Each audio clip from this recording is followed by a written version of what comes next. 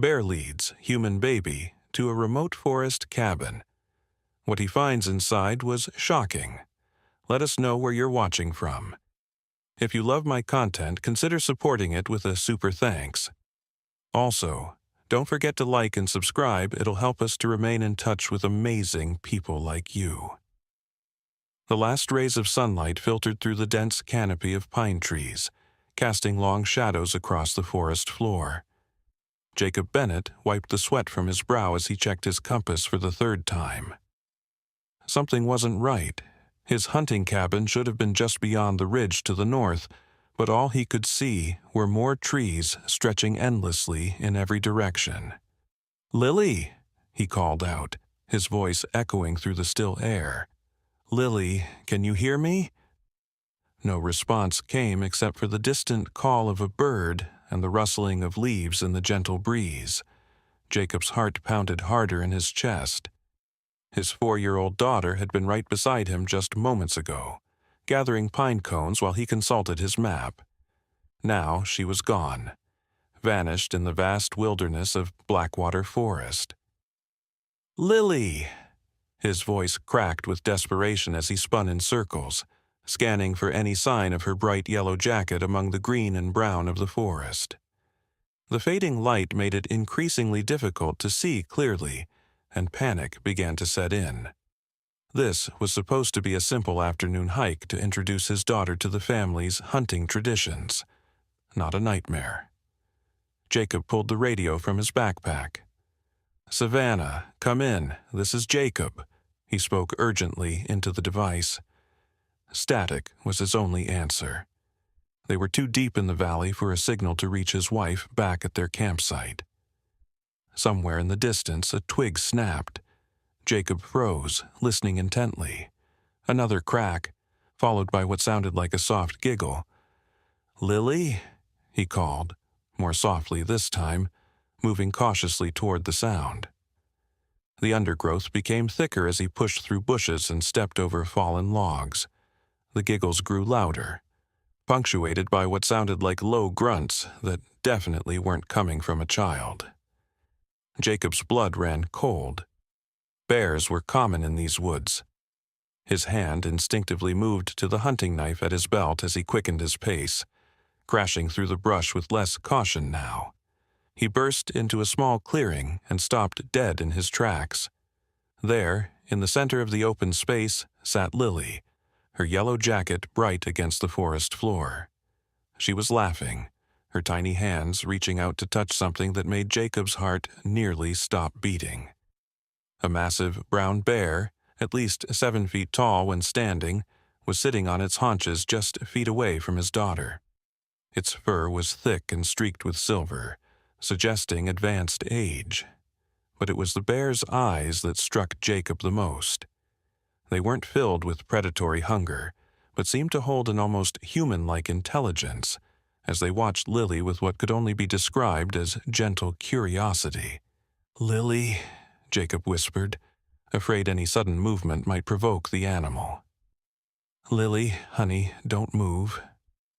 The little girl turned at the sound of her father's voice, her face lighting up with excitement rather than fear. "Daddy, look at my friend. His name is Buddy." The bear's head swiveled toward Jacob, those intelligent eyes locking onto his. Jacob expected to see aggression, territorial defense, or at least wariness. Instead, the animal seemed to be waiting, assessing. Then, to Jacob's complete disbelief, it made a soft huffing sound and nudged Lily gently with its nose, not toward Jacob, but in the opposite direction.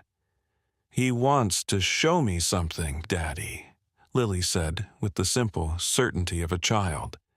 "He's been trying to take me somewhere." "No, honey, we need to—" Jacob started, but the words died in his throat as the bear stood up on all fours. Rather than charging or showing any aggression, it simply walked a few paces away from Lily, then turned back to look at her expectantly. When neither human moved, it repeated the action, this time letting out a low, urgent grunt. "He's worried about something, Daddy," Lily said, rising to her feet. I think we should follow him." Every instinct in Jacob's body screamed against the idea of following a wild bear anywhere, especially with his daughter in tow. But something about the animal's behavior was so utterly outside his understanding of wildlife that curiosity began to override his fear. Throughout his 36 years living in these mountains, he'd never seen anything like this. "Stay right beside me," he said firmly, stepping forward to take Lily's hand. "If I say run, you run, understand?"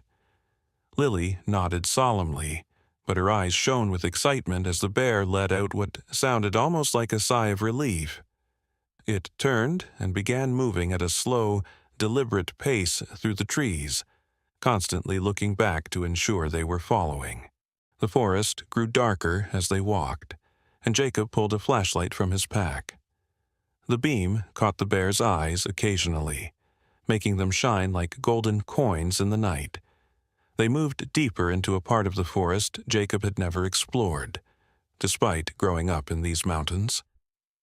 The terrain became rougher, with rocky outcroppings and fallen trees creating natural obstacles that the bear navigated with practiced ease. After about 20 minutes of walking, the trees began to thin, and ahead, Jacob could make out what appeared to be a structure. As they drew closer, he realized it was a cabin, old and weathered, its wooden walls gray with age and exposure to the elements. A faint path, overgrown with weeds and barely visible in the fading light, led to its door. The bear stopped at the edge of the small clearing surrounding the cabin, sitting back on its haunches again. It made that same urgent grunting sound, nodding its massive head toward the structure. "There's a cabin, Daddy," Lily whispered, stating the obvious with childlike wonder. "Do you think someone lives there?" Jacob shook his head slowly. "I don't think so, sweetheart. It looks abandoned." The windows were dark, one of them broken, and the roof sagged dangerously on one side. This place had been forgotten by time, hidden away in this remote corner of the wilderness. Yet the bear had led them straight to it with absolute purpose. As they stood there, uncertain of what to do next, a sound drifted through the still air, faint but unmistakable. A cry, human, weak, and filled with pain. The bear's ears perked up, and it looked at Jacob with what could only be described as expectation. "Someone's hurt," Jacob said, his voice barely audible. The bear huffed in what seemed like agreement. Suddenly, the bizarre situation made a strange kind of sense. Somehow, this bear had found someone in distress and, unable to help itself, had sought out humans who could. It had found Lily, perhaps sensing that a child would be more likely to follow without fear, and then led them both here. "Stay here with Buddy," Jacob told Lily, placing her hand gently on the bear's fur before he could think better of it. To his amazement, the animal didn't react except to shift slightly closer to his daughter. "I'm going to check inside." Jacob approached the cabin cautiously, his flashlight beam dancing across the weathered wood. The door hung askew on rusted hinges, creaking ominously as he pushed it open. The smell hit him immediately, the unmistakable scent of sickness and unwashed human. "Hello?" he called into the darkness. "Is someone there? Do you need help?" A weak moan answered him from the far corner of the single-room cabin. Jacob swept his flashlight in that direction and caught a glimpse of a figure huddled under what looked like several layers of tattered blankets. He moved closer, the floorboards protesting under his weight. The beam illuminated the face of a man, gaunt, pale, with several days' worth of beard, growth, and eyes sunken with dehydration and fever. He looked to be in his 30s, though it was hard to tell beneath the dirt and exhaustion etched into his features. "Help," the man whispered, his voice cracking. "Please, help me." "I'm Jacob," he said, kneeling beside the man and immediately assessing his condition as best he could.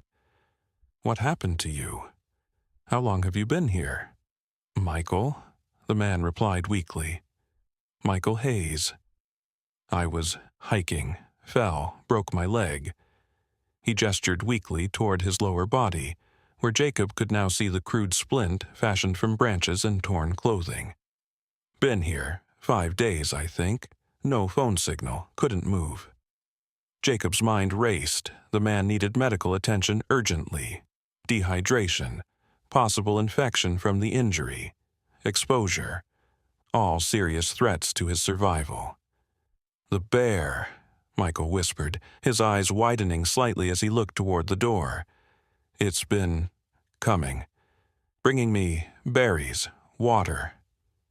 He pointed shakily to a collection of large leaves that had been folded to hold liquid, their edges stained purple with berry juice. Jacob sat back on his heels, stunned by this revelation.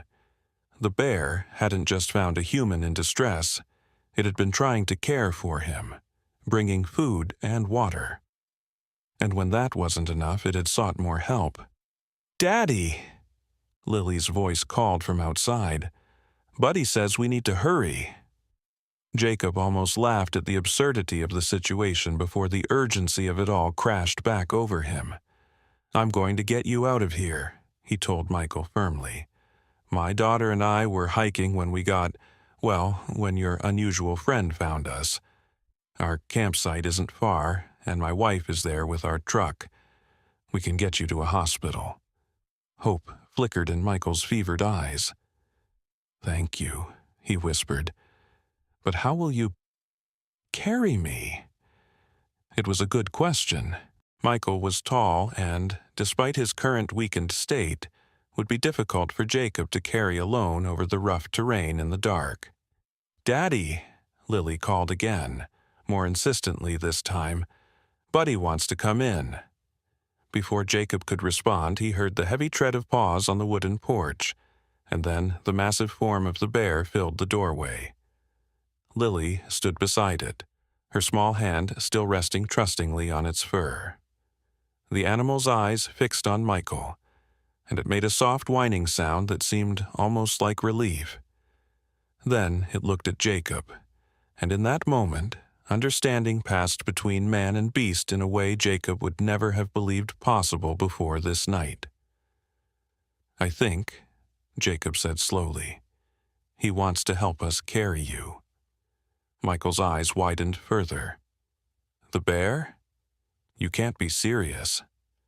But Jacob was already considering the possibilities. With the bear's strength and his guidance, they might be able to fashion a travois, a simple sled-like stretcher, that could transport Michael safely through the forest. "Lily," Jacob said, "go outside and wait for us. I need to talk to Michael about how we're going to get him home." As his daughter slipped back outside, Jacob explained his plan to the injured man. Michael listened with a mixture of disbelief and desperate hope. "You really think it will work?" he asked when Jacob finished. "You really think the bear will help us like that?" Jacob looked at the doorway, where the massive animal waited patiently, its breath visible in the cool night air.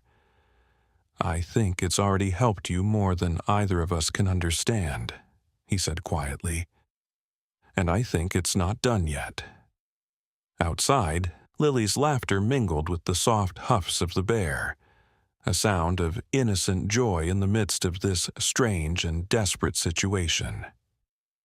Jacob felt a chill run down his spine that had nothing to do with the night air. Something extraordinary was happening in these woods tonight, something that defied explanation. But he didn't have time to question it now. A man's life hung in the balance, and somehow a wild bear had chosen Jacob and his daughter to help save it. With renewed determination, Jacob set to work preparing to move Michael. Whatever strange force had brought them all together, he wasn't going to let it be in vain. As he worked, he couldn't help but wonder what other secrets these ancient forests might hold, and what unlikely bonds might form when survival hung in the balance. Jacob stepped outside the cabin, where Lily waited with the bear she had affectionately named Buddy. The creature's massive form was silhouetted against the deepening twilight, yet there was nothing threatening about its posture. It sat patiently, almost like a giant dog waiting for its next command. "Lily, honey, I need your help," Jacob said, kneeling to his daughter's level. "There's a very sick man inside. His name is Michael, and he hurt his leg badly. We need to get him back to Mom so we can take him to the hospital." Lily's eyes widened with concern. "Is he going to be okay, Daddy?" "I hope so, sweetheart, but we need to move fast." Jacob glanced at the bear, still marveling at the situation. "And I think Buddy here wants to help us." The bear huffed softly, as if in agreement, and stood up. Its massive shoulders reached Jacob's chest, a reminder of the raw power contained in its muscular frame. Yet it showed no aggression, only a strange, focused intent. "I need to make something to carry Michael on," Jacob explained, more to himself than to Lily or the bear. "A stretcher of some kind." He surveyed the area around the cabin, his flashlight beam cutting through the growing darkness. There were fallen branches that would serve as poles, and perhaps he could use his hunting jacket combined with Michael's blankets to create a surface. To Jacob's astonishment, the bear rose and moved toward a pile of debris near the side of the cabin. With surprisingly delicate movements for such a large creature, it used its paws to push aside broken branches until it revealed something underneath. An old, weathered wooden door that had fallen from its hinges.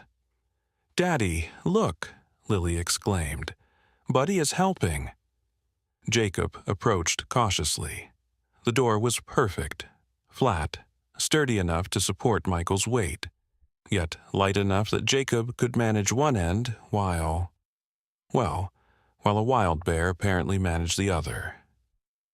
"Thank you," Jacob said softly to the animal, feeling slightly foolish for talking to it like a person, yet somehow certain that it understood. The bear huffed again and used its powerful jaws to drag the door closer to the cabin entrance. Jacob took this opportunity to examine it more carefully.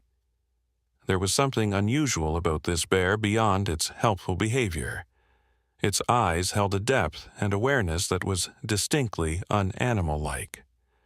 And now that Jacob looked more carefully, he noticed a thin scar running from the bear's right eye down to its jaw, almost like a human surgical scar.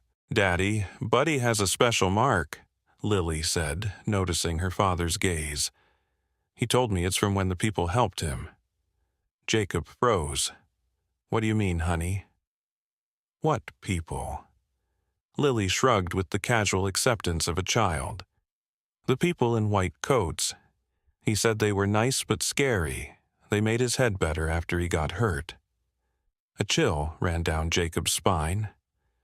What his daughter was describing sounded disturbingly like some kind of research facility. Could this bear be the subject of scientific experiments? It would explain the unusual intelligence, the almost human-like behavior. And the scar, brain surgery? The bear was watching him intently now, as if aware of Jacob's sudden suspicion. Its eyes seemed to plead for trust. A weak call from inside the cabin snapped Jacob back to the urgent matter at hand.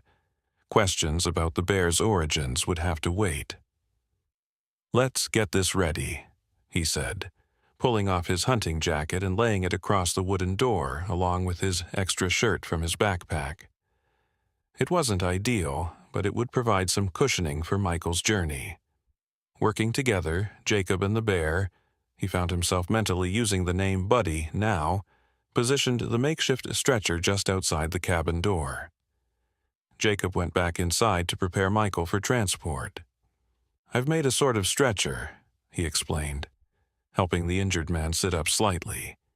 "It's not perfect, but it should get you back to our campsite." Michael nodded weakly, his face pale and drawn with pain. "Thank you," he whispered. "I didn't think anyone would find me." "Well, you have Buddy to thank for that," Jacob said with a small smile. The bear, he added, seeing Michael's confusion. My daughter named him. The bear, Michael repeated, his voice suddenly sharper despite his weakness. You don't understand about the bear. Jacob paused in the act of wrapping an additional blanket around Michael's shoulders. What do you mean? Michael's eyes darted nervously to the door. I wasn't just hiking, he admitted, his voice barely audible. I work for biosynthetic research. We have a facility about 10 miles north of here. Jacob felt his blood run cold. What kind of facility? Advanced animal cognition studies, Michael said, wincing as he shifted position. We were working with several species, including bears, implementing neural implants to enhance cognitive function, communication capabilities. You're telling me, Jacob struggled to process what he was hearing. That bear out there is some kind of experiment? Michael nodded weakly. Subject 47B, most advanced subject in the program. The implants not only increased intelligence but seemed to affect emotional development. Empathy. He formed strong bonds with his handlers. He paused, coughing painfully. 6 weeks ago, there was an accident, a fire in the East Wing. Several containment systems failed. Subject 47B escaped in the chaos. Jacob remembered now. There had been news reports about a fire at a research facility in the mountains, though the nature of the research had been vaguely described as wildlife studies. The public had been warned about potentially dangerous animals in the area, but assured that recapture teams were handling the situation. You're here looking for him, Jacob said, the pieces falling into place. Michael nodded. Tracking device in his implant. But I lost my equipment in the fall, and then he found me. His voice trailed off in wonder. He recognized my scent from the lab. Instead of attacking, he tried to help, brought me food, water. I couldn't believe it. Outside, Lily's laughter floated through the door as she apparently played some game with the bear. Jacob felt a surge of protective fear, followed by confusion. If what Michael was saying was true, the bear was no ordinary animal. But was it dangerous? It had opportunities to harm Lily and hadn't taken them. Instead, it had sought human help for Michael. Is he dangerous? Jacob asked directly. Michael's expression was troubled. Not intentionally, but the implants, they're experimental. We don't fully understand all the effects. There have been instances of unpredictable behavior, mood swings, and his strength. He could hurt someone without meaning to. A new worry gnawed at Jacob. If you're here tracking him, are others looking too? Michael's eyes darted away, confirming Jacob's suspicion before he spoke. Recovery teams, armed. They have orders to recapture if possible, but Subject 47B is valuable intellectual property. The company won't risk losing him even if that means killing him, Jacob finished grimly. Michael nodded miserably. I volunteered to track him alone first. I thought I could bring him back safely. He trusts me. Or he did, before. He gestured to his broken leg. Jacob sat back on his heels, mind racing. What had started as a simple rescue had suddenly become much more complicated. They needed to get Michael medical attention, but in doing so they might be leading the recovery teams right to the bear, to Buddy, as Lily called him. And yet, could he in good conscience help an animal, even an unusually intelligent one, evade capture if it might be unstable or dangerous? What about his responsibility to his daughter's safety? Daddy? Lily's voice called from outside. Buddy says more people are coming. Jacob rushed to the door. Lily stood beside the bear, who was now alert, ears pricked forward, nose testing the air. A low growl rumbled in its throat. the first aggressive sound Jacob had heard it make. "What do you mean, honey?" Jacob asked, straining to hear anything in the quiet forest. "He can hear them," Lily said simply. "People with guns, like the ones who chased him before." Jacob looked at the bear, at Buddy, and saw fear in those intelligent eyes. Not aggression, but fear. And something else. Trust. This powerful creature was looking to him for protection. "We need to move now," Jacob decided, turning back to Michael. "Can you help me get you onto the stretcher?"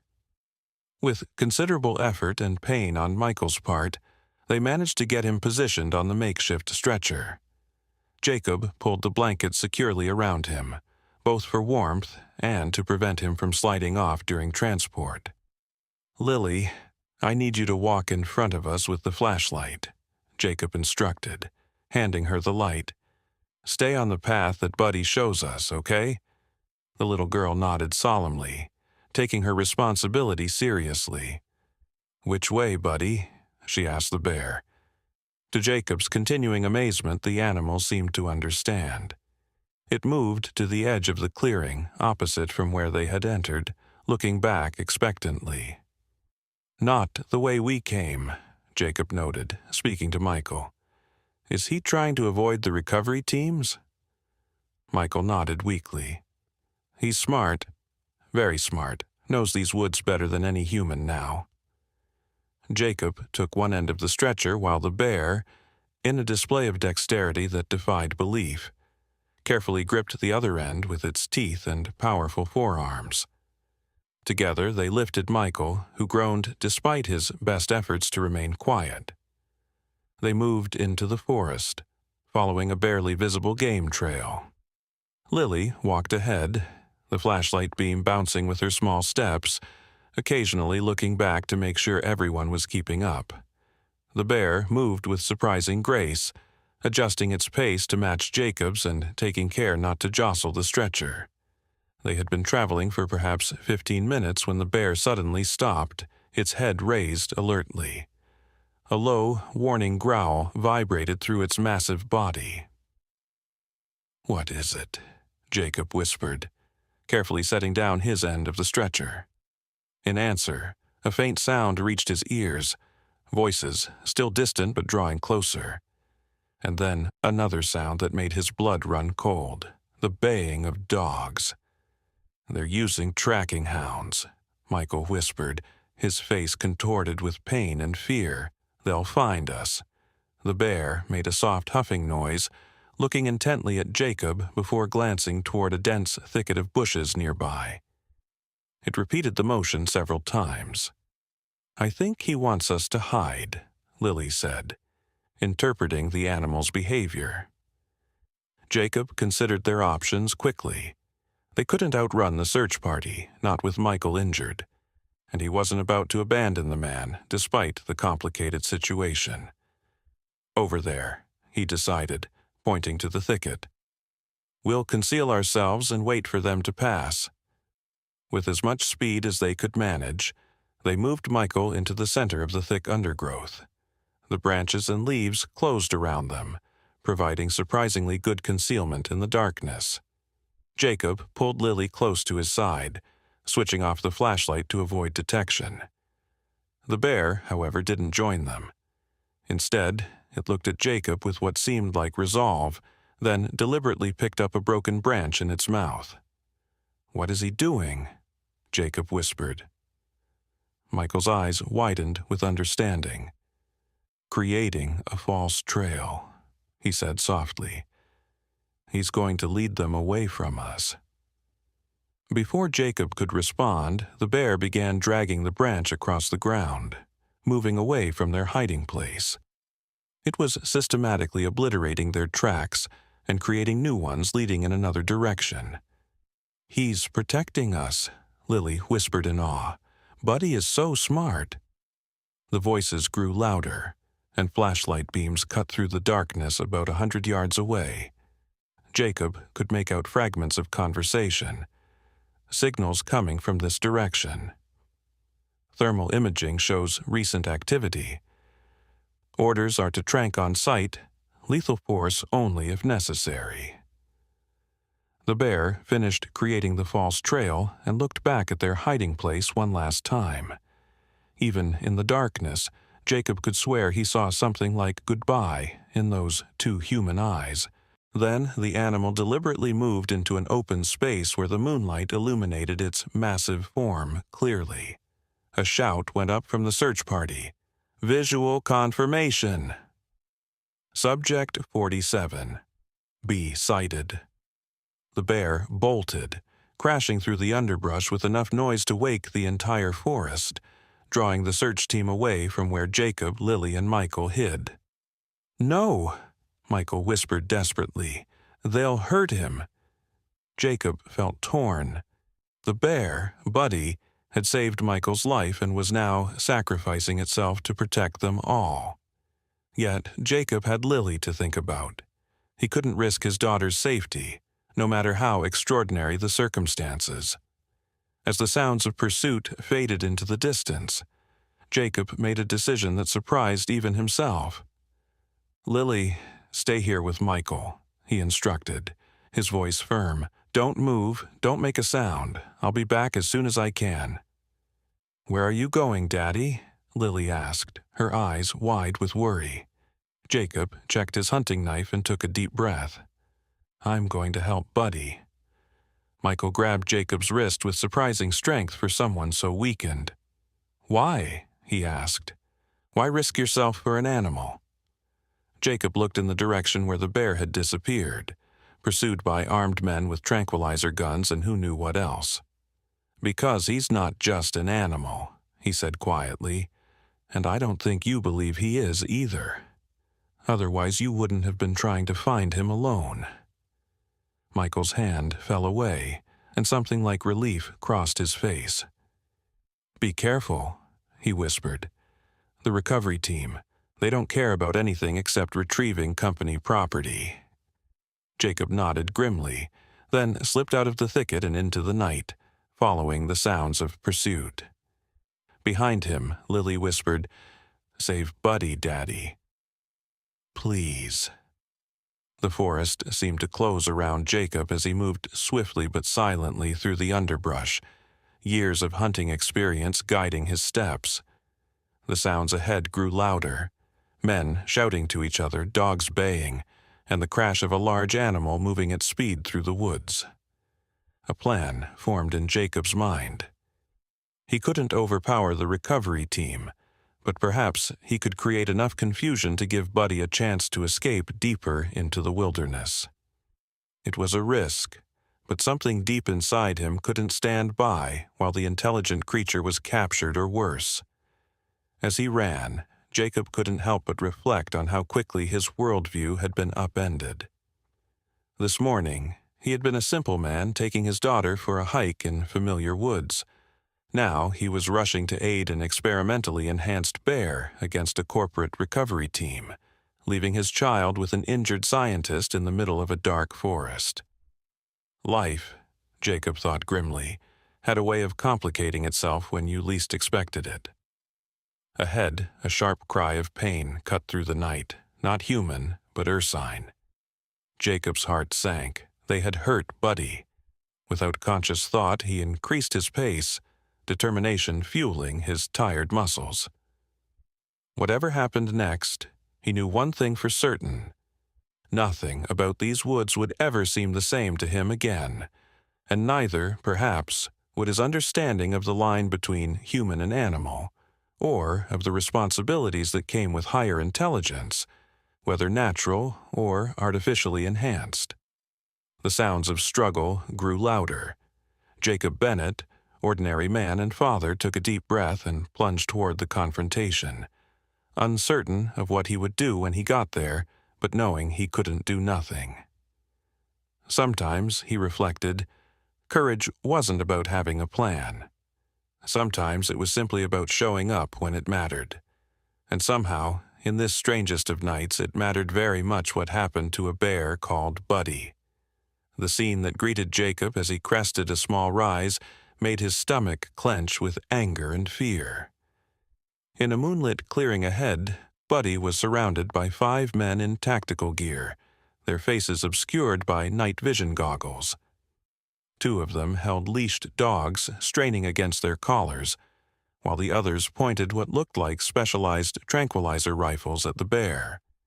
Buddy was backed against a large boulder, blood matting the fur on his left shoulder where a dart protruded. Despite the sedative undoubtedly coursing through his system, the bear remained upright, swaying slightly but still alert. His intelligent eyes darted between his pursuers, calculating, assessing. Jacob could see the animal was looking for an escape route, but the men had positioned themselves strategically to cut off all avenues of retreat. "Second dose ready," one of the men called out, his voice clinical and detached. "Control says maximum sedation. They don't want any more damage to the subject." "Copy that," another replied, raising his rifle, firing in 3, 2. Without fully thinking through his actions, Jacob stepped out of the tree line and into the clearing. "Stop!" he shouted, his voice echoing through the night air. All 5 men swung toward him, weapons redirecting in his direction with practiced precision. The dogs growled, pulling at their leashes. "Civilian?" one of the men barked. "Sir, this is a restricted area. You need to leave immediately." Jacob raised his hand slowly, trying to project a calmness he didn't feel. "I'm just a hiker," he said, taking a careful step forward. "I heard the commotion. What's going on here?" The apparent leader of the group lowered his weapon slightly. "Wildlife management operation. Nothing to concern yourself with. Please return to the marked trails. This area isn't safe." Behind the men, Buddy's eyes fixed on Jacob. There was recognition there, and something else, a desperate plea. The bear was fighting the sedative, but Jacob could see his movements becoming more sluggish by the second. "That doesn't look like any wildlife management I've ever seen," Jacob said, deliberately taking another step into the clearing. He needed to keep their attention on him, away from Buddy. "Since when does wildlife management involve tactical gear and military-grade tranquilizers?" The men exchanged glances, their body language growing more tense. "Sir, I won't ask again," the leader said, his voice hardening. "This is a dangerous animal, an escaped research subject. For your own safety, leave the area now." "Research subject?" Jacob feigned surprise, buying time as he noticed Buddy beginning to move slowly, almost imperceptibly toward the gap created when the men had turned to face Jacob. "You mean that bear is from Biosynthetic Research, the facility that had the fire?" His mention of the company name caused a visible reaction among the men. The leader took a step toward Jacob, his posture now openly threatening. "How do you know about that?" he demanded. "That information is classified. Identify yourself." Jacob's mind raced. He needed a distraction, something dramatic enough to give Buddy the few seconds he needed to escape into the dense forest behind him. An idea struck, risky, potentially dangerous, but possibly their only chance. "My name is Jacob Bennett," he said clearly, reaching slowly for his back pocket. "I'm a journalist with the Washington Post." It was a complete lie, but it had the desired effect. The men stiffened, and the leader raised a hand to his ear, apparently activating a communication device. "Control, we have a situation. Civilian claims to be press, aware of the facility and subject." While attention focused on him, Jacob completed his movement, pulling not press credentials but his hunting knife from his back pocket. In one fluid motion he flung it toward the tree line, away from both Buddy and the recovery team, where it struck a tree trunk with a loud thwack. The effect was immediate. The men spun toward the sound. The dogs lunged and barked frantically, and in that moment of confusion, Buddy made his move. With a burst of speed impressive for an animal fighting sedation, The bear bolted for the gap in the human perimeter, crashing into the undergrowth beyond. "The subject is mobile," one of the men shouted, "moving southwest." Two of the men immediately took off in pursuit, the dogs pulling their handlers in the same direction. The leader and one remaining man kept their weapons trained on Jacob. "That was a mistake," the leader said coldly. "You just interfered with a high-security corporate operation. You have no idea what you've done." Jacob stood his ground, heart hammering in his chest. "I think I just prevented the exploitation of an intelligent creature," he replied. "That bear saved a man's life tonight. He deserves better than being treated like property." The leader tilted his head slightly. "Saved a life? What are you talking about?"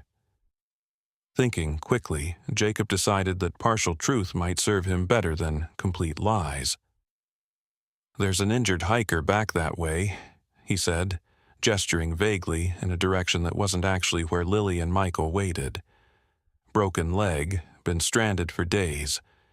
Your subject found him and then found me and my daughter, led us to the man. He's been keeping him alive, bringing him food and water." The second man lowered his weapon slightly, looking uncertainly at his leader. "Sir, that matches Doctor Hayes's tracking pattern before we lost his signal." The subject was staying in one location for extended periods. A look of surprise crossed the leader's face, visible even behind his tactical gear. "Hayes is alive? We thought he'd been injured or killed during tracking." "Very much alive," Jacob confirmed, "though he needs immediate medical attention." The leader was silent for a long moment, apparently processing this information and weighing his options. Finally, he touched his earpiece again. "Control. Possible location on Dr. Hayes. Injured, requiring medical evacuation." He paused, listening to a response Jacob couldn't hear. "Understood. We'll secure the civilian and proceed to extraction point." Jacob didn't like the sound of "secure the civilian," but before he could react, the leader lowered his weapon completely. "Mr. Bennett, the recovery of our subject is priority 1, but Dr. Hayes is a valuable team member. Take us to him, and we'll ensure he receives medical care. In return, I'm authorized to offer you a substantial non-disclosure agreement." "And if I refuse?" Jacob asked, though he already knew the answer. The leader's voice was flat. "There are many dangers in these woods at night. Hikers go missing all the time." The threat was clear. Jacob nodded slowly. "I'll take you to the injured man. But my daughter is with him. She's only 4. I want your word she won't be harmed or frightened." "Children are not our concern," the leader said dismissively. "Lead the way." Jacob turned and began walking, deliberately setting a pace that would give Buddy more time to escape, and taking a circuitous route that he hoped would further confuse the pursuit. His mind raced, trying to formulate a plan.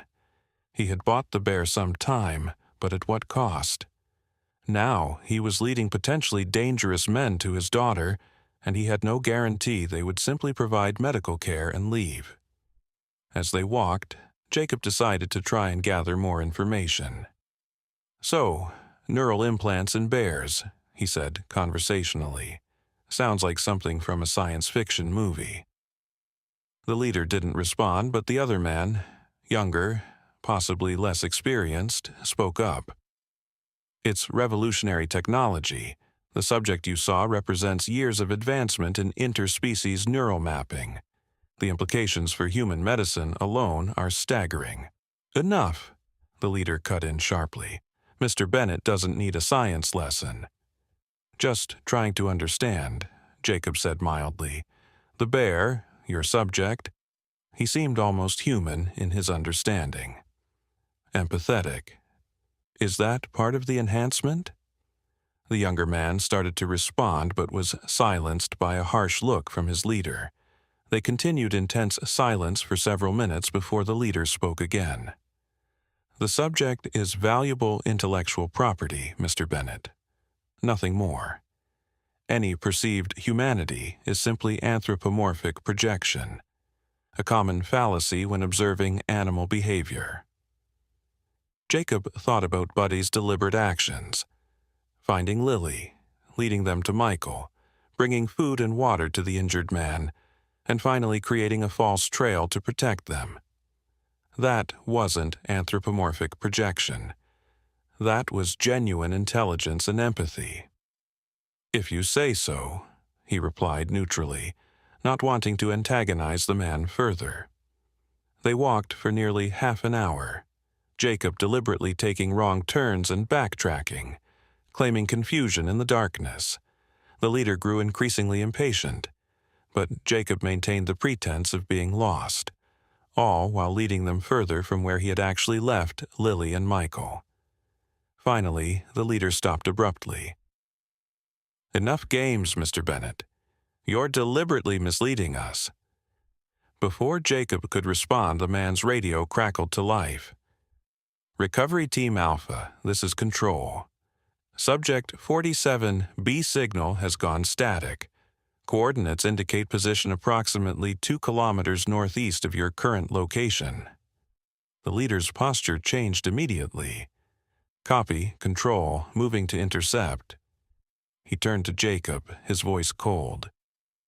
"Change of plans. You're coming with us to retrieve our subject. Then you'll take us to Doctor Hayes and your daughter." Jacob's heart sank. Buddy must have succumbed to the tranquilizers.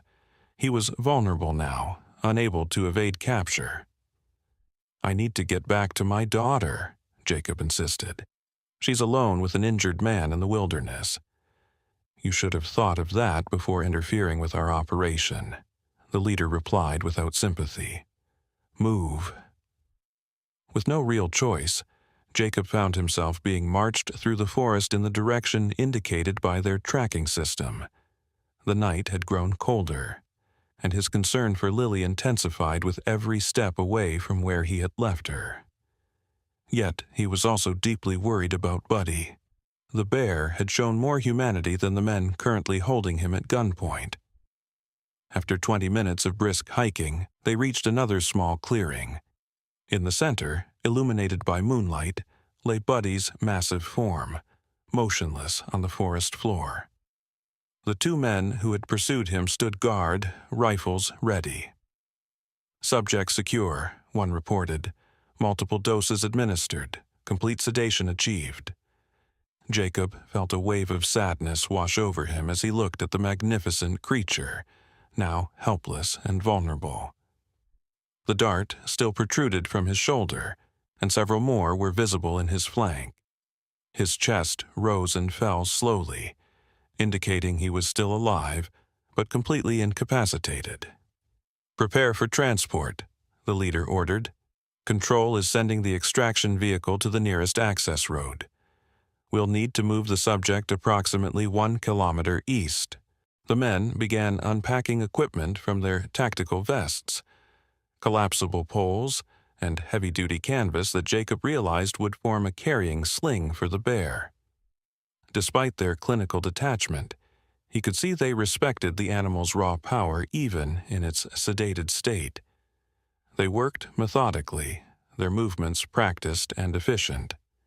As they positioned the sling beside Buddy, Jacob noticed something odd. The bear's eyes were closed, but there was a slight twitch to his ear, almost imperceptible, but definitely intentional.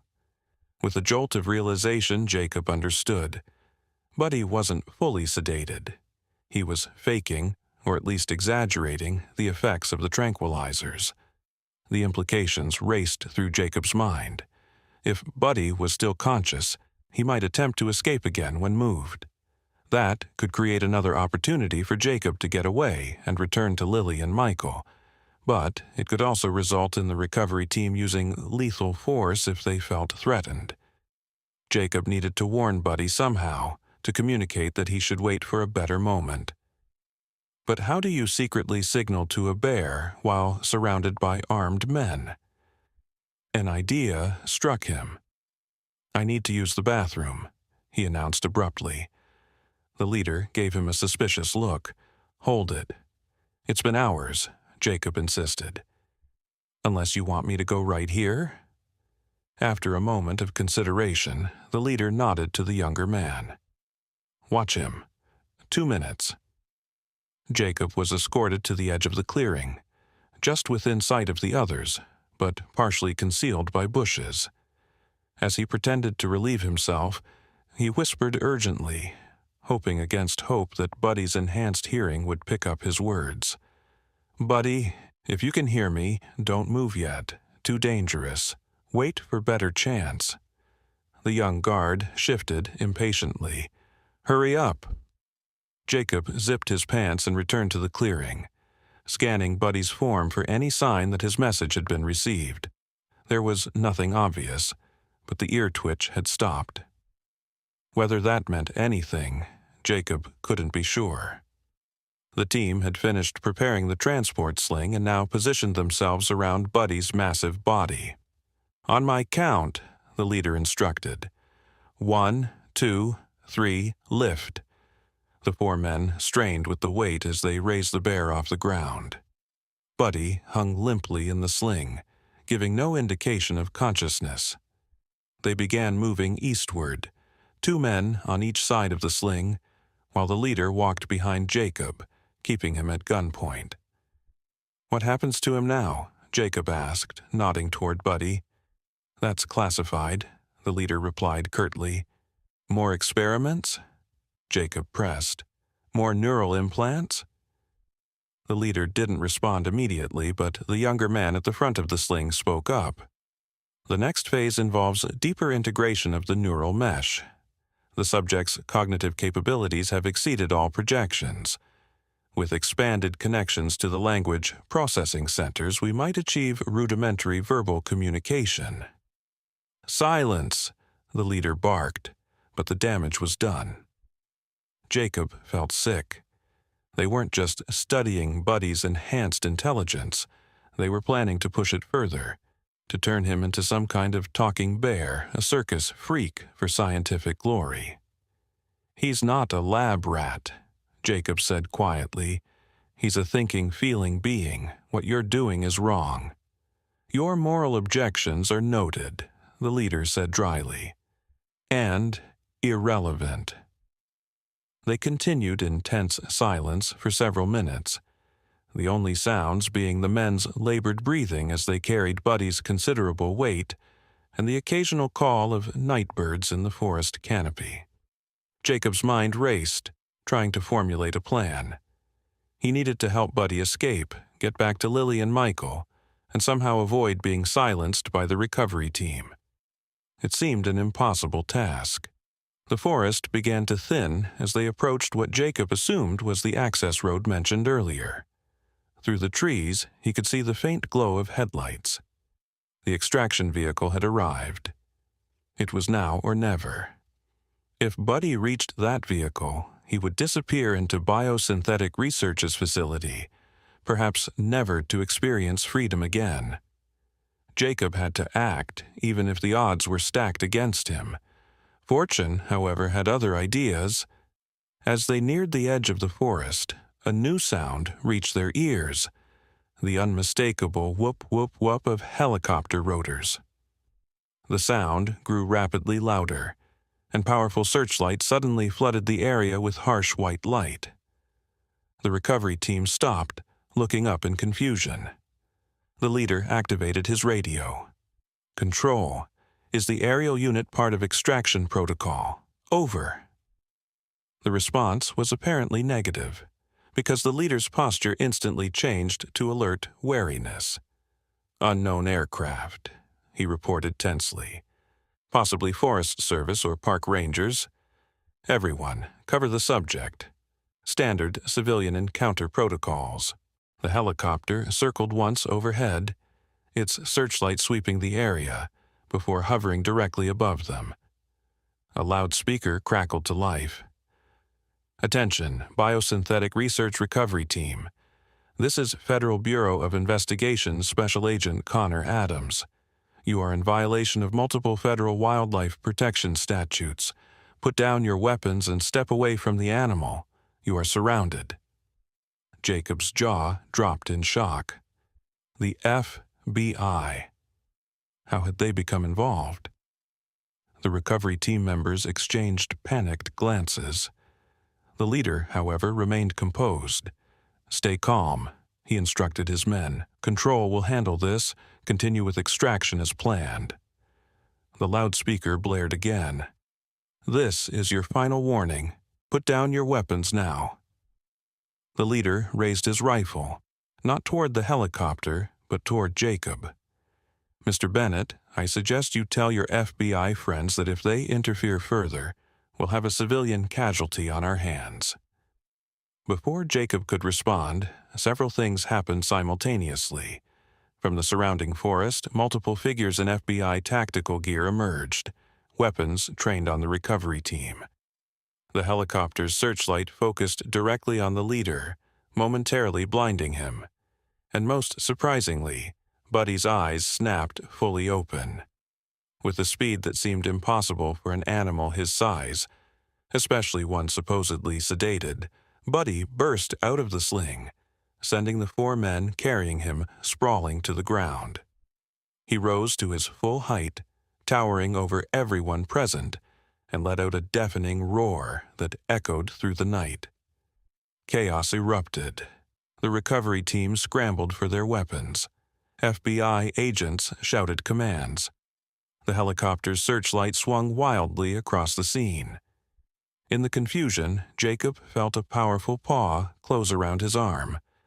Not with crushing force, but with deliberate, controlled strength. Buddy was pulling him away from the leader, who was still trying to clear his vision after the searchlight's glare. Without hesitation, Jacob allowed himself to be led into the darkness of the forest, away from the confrontation. Behind them, he could hear shouting, the thud of bodies hitting the ground, the crackle of radios.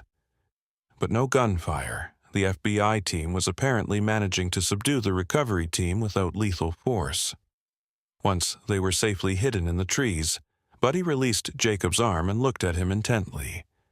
There was unmistakable gratitude in those intelligent eyes, but also urgency. The bear huffed softly, then turned and began moving rapidly through the forest, looking back to ensure Jacob was following. "Lily and Michael," Jacob said, understanding immediately. "You remember where they are?" Buddy huffed again in what seemed like confirmation, increasing his pace. Despite the tranquilizer darts that still protruded from his hide, which he apparently had built up some resistance to, perhaps from previous experiences at the research facility, the bear moved with purpose and energy. Jacob followed, his mind reeling from the sudden appearance of the FBI. How had they known? Who had alerted them to Biosynthetic Research's activities? As if reading his thoughts, Buddy slowed momentarily and looked back at Jacob with what could only be described as a knowing expression. The bear raised a paw to his head, touching the area near his ear where Jacob had noticed the surgical scar earlier. The implant, Jacob realized aloud, it has a tracking device, but someone else was monitoring it besides Biosynthetic Research. Buddy made a soft grunting sound that Jacob interpreted as agreement. The implications were staggering. Had someone within the company alerted authorities, or had government agencies been monitoring the company's research all along? Those questions would have to wait. Their immediate priority was reaching Lily and Michael. Jacob checked his watch. He had been gone for over an hour. His daughter must be terrified, alone in the dark forest, with only an injured man for company. Buddy led them unerringly through the night, taking paths that seemed invisible to human eyes but clearly made sense to his enhanced cognition.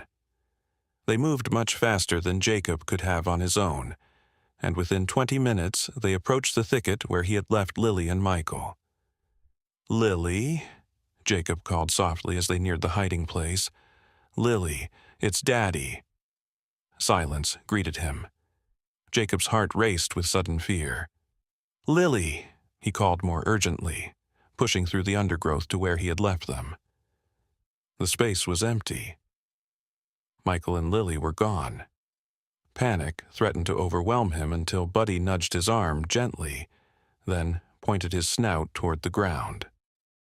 Jacob directed his flashlight beam downward and saw small footprints in the soft earth, Lily's sneakers, alongside drag marks that suggested Michael had been moved. "They relocated," Jacob said, relief flooding through him. "But why?" Buddy sniffed the air, then the ground, his enhanced senses gathering information Jacob could only guess at. The bear's head rose sharply, and he let out a soft whine, looking in a specific direction with evident concern. "You can track them?" Jacob asked. Buddy was already moving, following what must be Lily and Michael's scent trail. Jacob hurried after him, trying not to imagine what might have prompted them to leave the relative safety of their hiding place. Had Michael's condition worsened? Had they been discovered by another recovery team? The trail led deeper into the forest, away from both the cabin and the direction of the confrontation with the recovery team. After several minutes of tracking, Buddy suddenly stopped, ears pricked forward, listening intently. Jacob strained his own ears but heard nothing. Then, faintly, a sound reached him. A child's voice. Lily's voice. "Daddy will come back, Mr. Michael," he promised, "and Buddy will help him." Jacob broke into a run, pushing through the undergrowth with Buddy right beside him. They emerged into a small natural hollow formed by the massive roots of an ancient fallen tree, creating a sheltered space that was nearly invisible unless you stood directly beside it. There, huddled under Jacob's spare emergency blanket from his backpack, sat Lily beside Michael. The injured man looked worse, his face pale and drawn with pain, but he had one arm protectively around the little girl's shoulders. "Lily," Jacob called, his voice breaking with relief. "Daddy!" Lily scrambled out from under the blanket and threw herself into her father's arms. "You found us, and you brought Buddy back too." Jacob hugged his daughter tightly, feeling her small body trembling against his chest. "Why did you move? I told you to stay hidden." Michael coughed weakly. "More recovery teams," he explained, his voice barely audible. "Different direction. We heard them talking, looking for your daughter, saying she could identify the subject. Lily heard them first, warned me, had to move." A chill ran down Jacob's spine. Biosynthetic research had been willing to target a child to protect their secret. His decision to help Buddy had been even more justified than he'd realized. "It's okay now," Jacob reassured them both. "The FBI is here. They're rounding up the recovery teams." Michael's eyebrows rose in surprise. "FBI? How?" Jacob glanced at Buddy, who had moved to Lily's side and was allowing the little girl to hug his massive neck. "I think someone's been monitoring biosynthetic research's activities, maybe tracking Buddy's implant too." "Project Wilderness," Michael murmured, his eyes growing unfocused. There were rumors, a government oversight committee, secret investigations. Before Jacob could ask for clarification, the sound of approaching footsteps reached them. Buddy's head swung toward the noise, his posture immediately alert but not aggressive. A voice called out, "Jacob Bennett? Lily Bennett? This is FBI Special Agent Connor Adams. If you can hear me, please respond." Jacob hesitated only momentarily before answering. "We're here. We have an injured man who needs immediate medical attention." Within seconds, figures appeared at the edge of the hollow, men and women in FBI tactical gear, but with their weapons lowered. One of them, a tall man with close-cropped hair and a confident bearing, stepped forward. "Mr. Bennett, I'm Special Agent Adams. We've been monitoring the situation. Are you and your daughter unharmed?" Jacob nodded, keeping his arm around Lily. "We're fine, but Dr. Hayes needs urgent care." Two agents immediately moved to Michael's side, one of them speaking into a radio to request medical evacuation. Special Agent Adams approached Buddy cautiously, his expression a mixture of awe and professional assessment. "Subject 47B," he said quietly. "You've led us on quite a chase."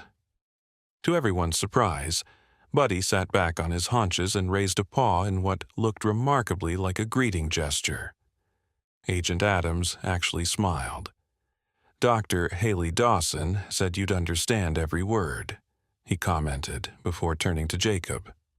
"Mr. Bennett, I need to ask you and your daughter some questions, but first, let's get everyone to safety. We have a medical helicopter landing in a clearing about half a mile from here. Can you walk that far?" "We'll manage," Jacob assured him. "But what about Buddy? I mean, Subject 47B. Agent Adams glanced at the bear, who was now allowing Lily to examine the tranquilizer darts still embedded in his hide. One of the medical agents carefully removed them, earning a grateful huff from Buddy. "That's complicated," Adams admitted. "Officially, we're here investigating biosynthetic research for illegal wildlife experimentation and corporate espionage. Subject 47B is evidence." "He's not just evidence," Jacob said firmly. "He's intelligent, self-aware. You can't just treat him like a thing." Adams raised a placating hand. "I agree, Mr. Bennett, which is why we have Dr. Dawson with us. She's the leading expert on enhanced cognition in wildlife. She's been working undercover at Biosynthetic for 2 years, documenting their activities and advocating for Subject 47B's welfare." "Dr. Dawson," Michael whispered from where he lay, "the new neurologist, always asking questions about ethical protocols." Adams nodded. Her real assignment was monitoring the company's compliance with restricted research guidelines. When she discovered the extent of the neural implant program and its effects, she contacted us. We've been building a case for months. "So, what happens to Buddy now?" Lily asked, her small voice cutting through the adult conversation with the directness only a child could manage. Adams knelt to her level, his expression softening. "That's a good question, young lady, and the truth is, we don't know yet. Subject 47B-Buddy- is unique. There's no protocol for handling an animal with his level of enhanced intelligence." Buddy made a soft sound, almost like a sigh, and looked at Jacob with what seemed like resignation. Jacob felt a surge of protectiveness toward this creature who had saved Michael's life and protected his daughter. "He deserves freedom," Jacob said firmly. "A sanctuary, at least, not a laboratory." "I agree," Adams said, surprising him. "So does Dr. Dawson, but there are complications. The implants require monitoring and maintenance, and there are security concerns. Other organizations might target him for the technology in his brain." As they spoke, the medical agents had fashioned a proper stretcher for Michael and were preparing to move him. Lily kept close to Buddy, her small hand buried in his thick fur. "Can we go now, please?" she asked. "Buddy is tired, and Mr. Michael needs a doctor." Adams smiled at her practical assessment. "You're absolutely right. Let's move out. We can continue this discussion once everyone is safe." Together, they made their way through the forest toward the extraction point. Jacob carried Lily part of the way when she grew too tired to walk, while Buddy stayed close beside them, occasionally looking back as if checking for pursuers, despite the FBI agents flanking their small group. The medical helicopter waited in a moonlit clearing, its rotors spinning lazily, maintaining readiness for immediate departure. Medical personnel rushed forward with a gurney for Michael, transferring him expertly from the stretcher and immediately beginning emergency care. "We'll transport Dr. Hayes directly to Mercy General in Portland," an agent informed Jacob. "There's a second helicopter coming for you and your daughter." "What about Buddy?"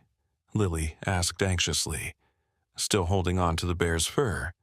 Her question was answered by the arrival of a woman in a standard FBI jacket over civilian clothes. Her intelligent eyes immediately focused on Buddy, who perked up visibly at her appearance. "Subject 47B," she said warmly, approaching without fear and placing a gentle hand on the bear's massive head. "I've been so worried about you." "Dr. Dawson, I presume?" Jacob asked. She nodded, extending her free hand. "Dr. Haley Dawson, and you must be the famous Jacob Bennett, the man who interfered with a multi-million-dollar corporate recovery operation to save a bear." "He saved us first," Jacob replied simply. Dawson smiled, a genuine expression that reached her eyes. "That sounds like him." The empathy component of the neural enhancement took in ways none of the researchers anticipated. He formed attachments to his handlers, myself included. "What will happen to him?" Jacob asked again, watching as Lily whispered something in Buddy's ear that made the bear huff softly. Dr. Dawson's expression grew serious. "That's what I want to discuss with you, Mr. Bennett. I have a proposition that might sound unusual, but given the circumstances, it might be our best option." Before she could continue, the sound of another helicopter approaching interrupted their conversation. Agent Adams returned to their side. "Second transport is here. Mr. Bennett, you and your daughter will be flown to Portland, where you'll need to give formal statements. Dr. Dawson, Subject 47B's transport will arrive within the hour." Lily looked up in alarm. "No, Buddy has to come with us. He'll be scared alone." Dr. Dawson knelt beside the little girl. "He won't be alone, Lily. I'll stay with him. I've been taking care of him for a long time. But the bad people might come back," Lily insisted, her lower lip trembling. "They want to hurt him and make him do tricks." The adults exchanged glances over her head. Her simple assessment wasn't far from the truth. "I promise you," Dr. Dawson said solemnly, "I won't let anyone hurt Buddy again. But right now, you need to go with your father and get some rest. You've been very brave tonight." Lily looked unconvinced, but allowed Jacob to lift her into his arms. "Can we visit Buddy later?" she asked drowsily, the night's events finally catching up with her. "Actually," Dr. Dawson said, looking directly at Jacob, "that's what I wanted to discuss with your father. A more permanent arrangement for everyone's benefit." "We'll talk tomorrow," Jacob agreed, intrigued despite his exhaustion. "After we've all had some rest." As they boarded the helicopter, Lily waved tiredly to Buddy, who raised his paw in that same human-like gesture Jacob had noticed earlier.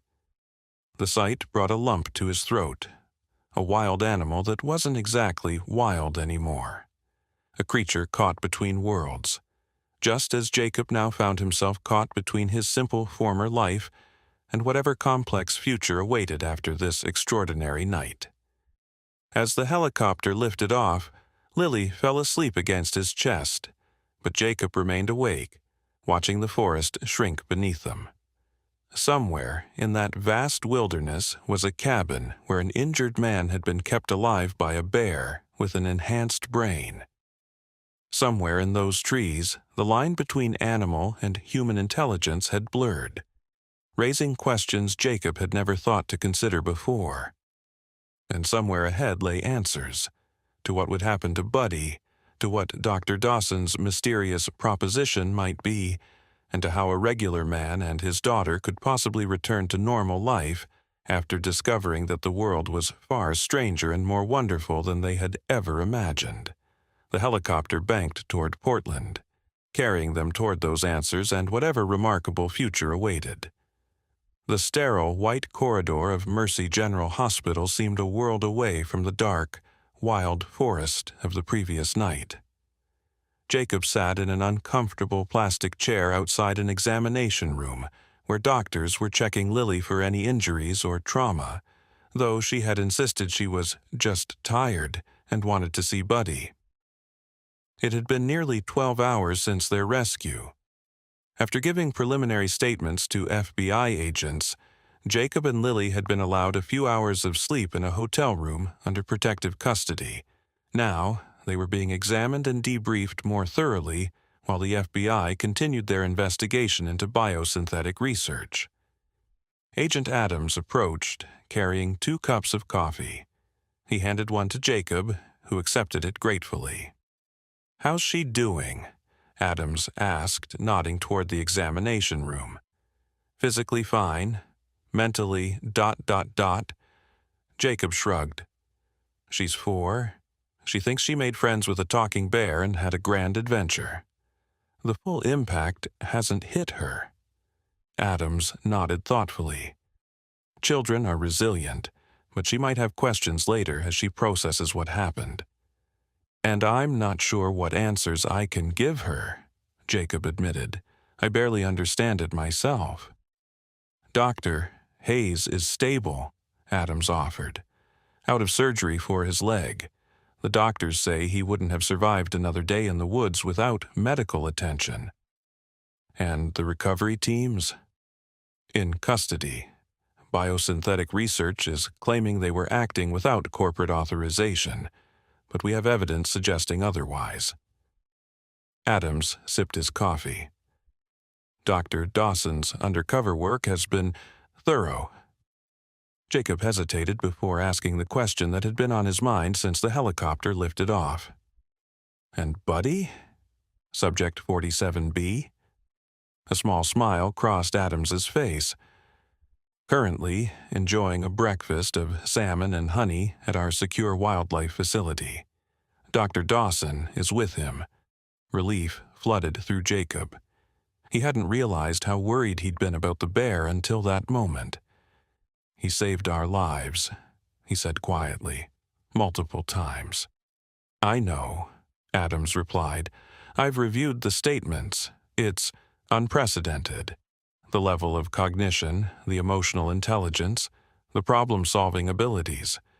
We've had animal cognition studies before, but nothing remotely approaching this. What will happen to him?" Adams looked like he was choosing his words carefully. "That's complicated. Legally speaking, Subject 47B is still classified as an experimental research asset. But ethically," he shook his head. "Dr. Dawson has been advocating for a new approach." Before Jacob could ask for clarification, the door to the examination room opened, and Lily came bounding out, followed by a doctor who gave Jacob a reassuring nod. "Daddy, the doctor says I'm super healthy," Lily announced proudly. "Can we see Buddy now?" Jacob exchanged glances with Agent Adams, who checked his watch. "Actually," the agent said, "Dr. Dawson asked if you both could join her this afternoon. She has something important to discuss with you." 3 hours later, Jacob and Lily followed Agent Adams through a security checkpoint at what had been described to them as a wildlife rehabilitation facility on the outskirts of Portland. The building looked more like a research center than an animal shelter, with modern architecture and extensive security measures. His future might help determine how we approach artificial intelligence, cognitive enhancement in humans, even how we define personhood. Jacob looked over at his daughter and Buddy. The bear was carefully turning the pages of the book with one claw when Lily indicated she was ready. His eyes focused on the colorful illustrations with evident interest. "I need time to think," he said finally. "Of course," Dawson agreed. "Take all the time you need." 2 months later, Jacob stood on the porch of a newly constructed cabin, coffee mug in hand, watching the sun rise over the mountains. Beside the cabin, surrounded by 10 acres of enclosed forest, yet visible from where he stood, Buddy was teaching Lily how to find honey without disturbing the bees too much. The bear would point with his paw, then wait patiently while the little girl figured out what he meant. Still sure about this, Savannah Reed, formerly Savannah Bennett, asked as she joined him on the porch with her own coffee. His ex-wife had been skeptical when Jacob first explained the situation, thinking he might have suffered some trauma-induced delusion. It had taken meeting Buddy and seeing the bear's extraordinary intelligence firsthand to convince her. "Most of the time," Jacob replied honestly, "it's not exactly the life I planned." "She's happy," Savannah observed, watching their daughter laugh as Buddy carefully extracted honeycomb from a fallen log and offered her a small, clean piece. "And honestly, what kindergarten could compete with this education? Dr. Dawson's twice-weekly science lessons, Agent Adams's daughter coming for playdates, learning about nature firsthand." Jacob nodded. The sanctuary project had evolved rapidly once federal funding was secured. What had started as a proposal for a simple enclosure had grown into a groundbreaking research center focused on enhanced animal cognition, with Buddy as its centerpiece and willing participant. Dr. Michael Hayes had joined the project after his recovery, bringing his expertise in neural implant technology, but now devoted to maintaining Buddy's implants rather than advancing the technology further. His perspective had shifted dramatically after being saved by the very subject he had been tracking. "Dr. Dawson says they're making progress on the communication interface," Jacob mentioned. "She thinks within a year, Buddy might be able to express basic thoughts through the computer system." "And how do you feel about that?" Savannah asked perceptively. Jacob considered the question. Scared, excited, worried about the implications. "I wonder sometimes if we're moving too fast, if humanity is ready to have a real conversation with another species. I don't think we get to choose the timing of revolutionary changes," Savannah replied thoughtfully. "They happen, ready or not. The best we can do is try to guide them ethically." In the enclosure, Buddy was now showing Lily how to identify different types of mushrooms, carefully separating the edible from the poisonous varieties and making sure she understood not to touch the dangerous ones. His patience was remarkable. His methods of communication, pointing, demonstrating, using simple gestures they had developed together, increasingly sophisticated. "She asked me yesterday if Buddy has a soul," Jacob said quietly. "I didn't know how to answer." Savannah smiled. "What did you tell her?" "I told her that I think a soul is what makes someone care about others more than themselves. And by that definition, Buddy definitely has one." They stood in comfortable silence, watching their daughter and the extraordinary creature who had changed their lives so profoundly. The sanctuary had become home not just for Buddy, but for a growing community of scientists, caretakers, and families who were part of what many now considered the most important interspecies communication project in human history. It wasn't the life Jacob had envisioned for himself or his daughter, but standing there in the morning sunlight, watching Lily learn and grow under the gentle guidance of a being that existed somewhere between animal and person, he couldn't imagine a more meaningful path. Agent Adams joined them, carrying a tablet with the latest security reports. "Perimeter's clear," he reported. "No unusual activity." Biosynthetic research had been shut down following the FBI investigation, its executives facing criminal charges for ethical violations and illegal experimentation. But there were other companies, other governments, that would be interested in the technology in Buddy's brain. Security remained a constant concern. "Are the school supplies ready for tomorrow?" Adams asked. Lily was part of a small group of children, mostly those of sanctuary staff, who attended classes in a purpose-built schoolhouse at the edge of the property. "All set," Savannah confirmed. "Mrs. Johnson has the science curriculum prepared, though I think today's practical lesson in honey harvesting might be hard to top." They shared a laugh, united in their commitment to creating something unprecedented. A community where humans and an enhanced animal could learn from each other, where boundaries were being redefined daily, and where a little girl could grow up understanding that intelligence and compassion came in many forms. Later that evening, as Jacob helped Lily prepare for bed in their cabin, she asked a question that had clearly been on her mind. "Daddy, is Buddy happy here? Does he miss the big forest?" Jacob considered carefully before answering. "I think he misses parts of it. Freedom has a special kind of value that's hard to replace. But I also think he understands why he's here, and he's chosen to stay." Lily nodded, accepting this. "Dr. Dawson says his brain is special now, and he can't go back to being just a regular bear." "That's true," Jacob agreed. "Sometimes when things change, we can't go back to how they were before. We have to find a new way forward." "Like how we used to live in Bend, and now we live here with Buddy and the scientists?" Lily asked perceptively. "Exactly like that," Jacob smiled. "Changes can be scary, but they can also lead to amazing new experiences we never would have had otherwise." Lily was quiet for a moment, thinking. "I think Buddy was lonely before," she finally said. "Even though he's super smart, other bears didn't understand him, and the people in the lab just wanted him to do tests. Now he has friends." Out of the mouths of babes, Jacob thought.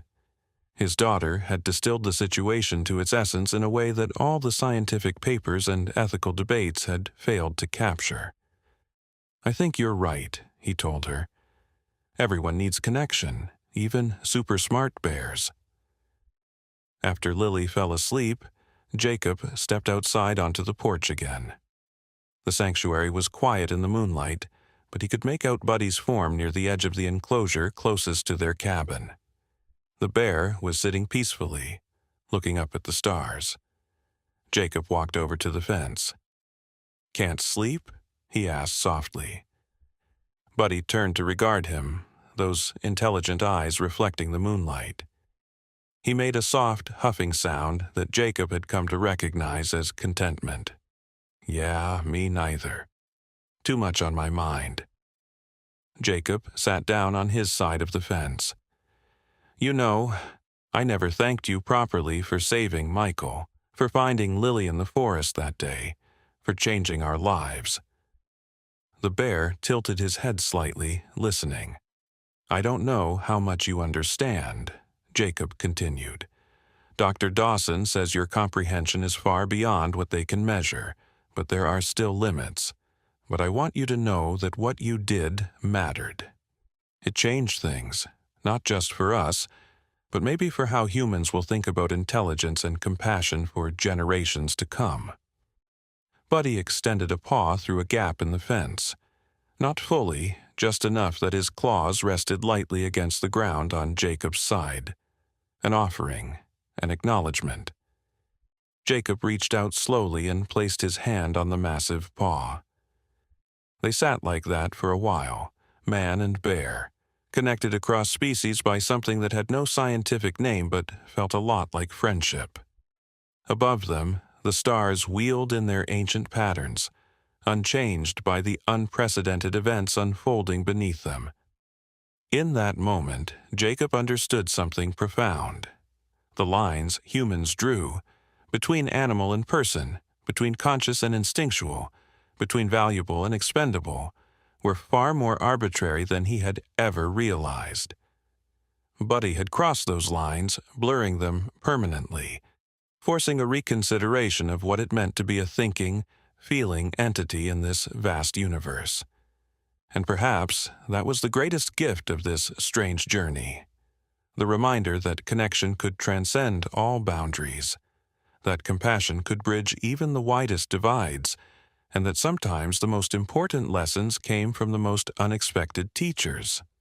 A super-intelligent bear had led a little girl to a cabin in the woods to save a man's life, and in doing so had brought a profound truth into the light, that the capacity for kindness might just be the most important intelligence of all.